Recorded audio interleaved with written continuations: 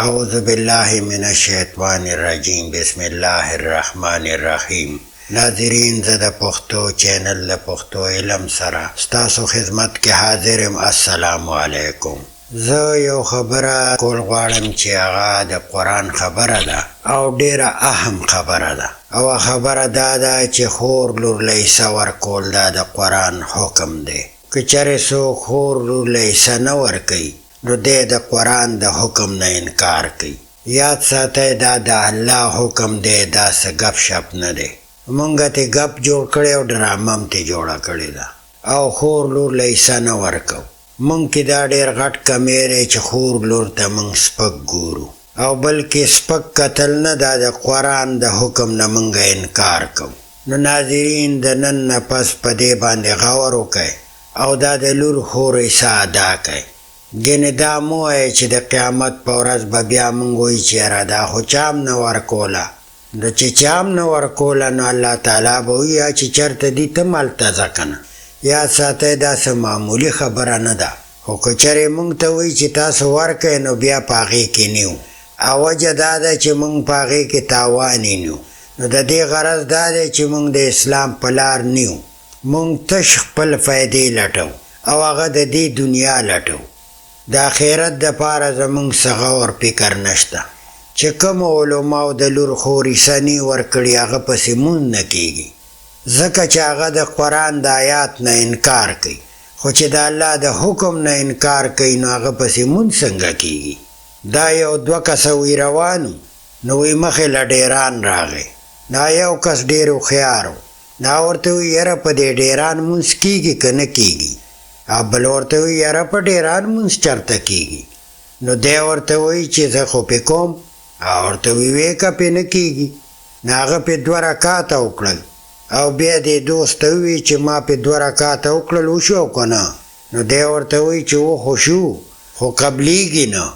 نو زما عزتمندو چې د الله د حکم نه سړی انکار کوي نو ولې د هغه مونځ قبلیږي، د هغه روژه قبلیږي.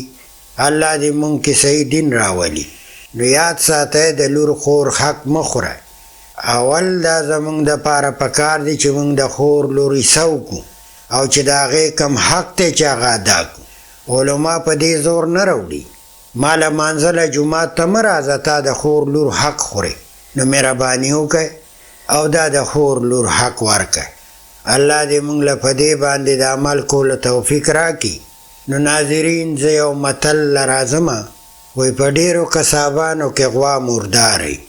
نو دا یو متل مونږ ته پښتنو یو مثال پرېښی او یو ښکلی نصیحت یې راته پرېښی. د دې متل غرض دا دی که تاسو یو مشر مقرر کئ نو بیا د هغه خبرې ته غوږ دی. داسې نه چې هر سړی بیا د ځان نه مشر جوړوی. نو چې ټول ځان نه مشران جوړ کړي نو کار بیا غرق شي.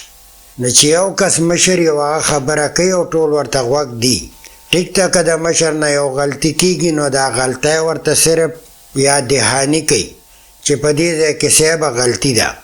او مشر هم تاسو داسې مشر مقرروئ چې هغه په هر څه پوهېږي او یو دینداره سړی جوړوئ. نو الله م عزتمند که چې کله هم تاسو مشر مقرروئ نو دې شیانو ته له خیال کوئ او ټول ځان نه مشران مه جوړوئ. او یو دویم متل دی، وایي په ډېرو لیوني خوشحالي. نو لیونی څه ته وایي؟ چې عقل کار نه کوي، هغه په هوش کې نه وي. نو دې دا مطلب دی چې خپل حق ته غاړه ږده او مه دومره ډېرو پسې منډه وهه چې دنیا را جمع کې. دا د هر چا نه پاتې ده، دا دنیا د چا هم نه ده. که تاسو وګورئ زمونږ مشران، الله دې وله بهتره جنتونه ورکړي د ټولو مسلمانانو مشرانو سره.